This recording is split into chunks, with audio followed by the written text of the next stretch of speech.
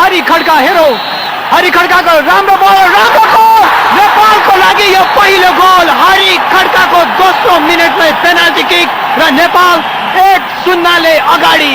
हामी देख्न सक्छौं हरि खड्काको यो सुन्दर पेनाल्टी किक। हरि खड्का निकै नै राम्रो शट हानेका थिए हरि खड्काले लेफ्ट ह्यान्ड साइडमा। गोलकिपर भुटानका त्यसै नै झुकिए। देखिरहेका छौं नेपालका कोच स्टेफन कन्स्टान्टिन। दोस्रो गोल दर्शकबिन नेपालको अप्रत्याशित दोस्रो गोल पनि गर्ने खेलाडी हरि खड्का।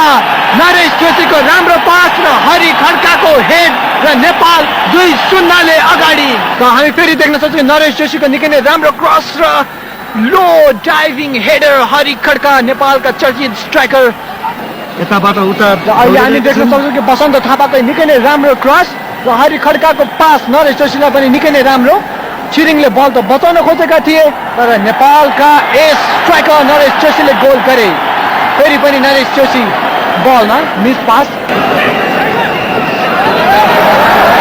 पासाङले दिएका छन् अगाडि आफ्नो अर्का स्ट्राइकर वाङलेको राम्रो प्रयास तर उपेन्द्र मानसिंहको निकै नै राम्रो सेभ। उपेन्द्र मानसिंह नेपालका गोलकिपर तर उनको यो मिस क्लियरेन्स अझै पनि चान्स भुटानको लागि। राम्रो प्ले अहिले पनि उपेन्द्र मानसिंहले राम्रोसँग बल समातेर राखे। विकेट खाने तयारीमा रेफ्री वालसँग त्यति प्रसन्न थिएनन्।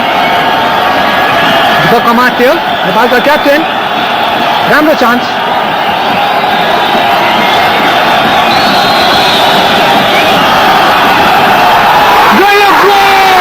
निकै नै राम्रो चिप र निकै नै राम्रो गोल नेपालका क्याप्टेन र भेटरान खेलाडी दीपक अमात्य र नेपालको लागि यो चौथो गोल। र नेपालले अहिले दोस्रो हाफ सुरु भएको 12 मिनेटमा चौथो गोल गर्न सफल भएको छ र आफ्नो टिमलाई 4-0 को अग्रता दिन क्याप्टेन दीपक अमात्य सफल भएका छन्। यो बल अहिले हामी देखिरहेका छौं। फेरि पनि चान्स छ नेपालको लागि। राजन रायमाझीको राम्रो शट निकै नै राम्रो गोल। राजन रायमाझीको लेफ्ट फुटेड शट र राम्रो गोल। सब्स्टिट्युटमा आएका राजन रायमाझी मैले भनिरहेका दर्शकबिन उनी शहीद स्मारक लिगका टप स्ट्राइकर हुन्, टप स्कोरर हुन्। उनले अहिले सब्स्टिट्युसनमा आएर खेलको 16 मिनेटमा दोस्रो हाफको 16 मिनेटमा नेपालको लागि 5औं गोल गर्न सफल भएका छन्। नेपालको लागि दर्शकहरू, फुटबल प्रेमीहरू नेपाली खेलाडीहरूलाई उत्साह र हौसला बढाइरहेका छन्। देख्न सक्छौं replay Rajan Raimajhi inside cut राम्रो दुईटा डिफेन्डरलाई छकाएर लेफ्ट फुटेड शट र निकै नै राम्रो शट। यो दीपक अमात्यको लामो शट निकै नै राम्रो प्रयास। दीपक नरेश जोशीको दोस्रो गोल। नरेश जोशी अहिले दर्शकबिन हरि खड्काको तेस्रो गोल र यो ह्याट्रिक हरि खड्काले यस खेलमा ह्याट्रिक गरेका छन्।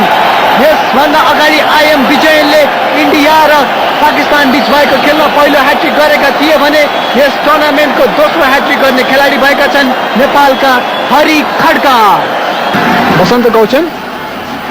बसन्त गौचनको पास हरि खड्कालाई। राम्रो प्रयास र यो गोल नेपालको छैटौं गोल गर्न सफल भएका छन् बसन्त थापा। नेपालको लेफ्ट ह्यान्ड साइडको फ्ल्याङ्कमा खेलिरहेका बसन्त थापाले दोस्रो हाफको 30औं मिनेटमा नेपालको लागि 6औं गोल गर्न सफल भएका छन्। नेपाल दोस्रो हाफको 40औं मिनेट बित्दाखेरि 6-0 अगाडि नेपाल। राजन रायमाझी ब्याक पास बसन्त थापालाई। बसन्त थापाको शट र फेरि गोल। बसन्त थापाको दोस्रो गोल र नेपाल 7-0 अगाडि। दोस्रो हाफको 40औं मिनेटमा राजन रायमाझीले दिएको पासमा बसन्त थापाले हानेको शट गोलमा परिणत भएको छ र नेपाल 7-0 अगाडि बढ्न सफल भएको छ। यो खेल नेपालले 7-0 जितेको छ भने यस खेल जितेर नेपालले ग्रुप 1 मा 3 पोइन्ट पहिलो गेमबाट 3 पोइन्ट ल्याउन सफल भएको छ। र आज नेपालको तर्फबाट हरि खड्काले 2 गोल, त्यसैगरी नरेश जोशी, दीपक अमात्य, राजन रायमाझी र बसन्त थापाको पनि 2 गोलले गर्दा नेपालले भुटानलाई 7-0 हराउन सफल भएको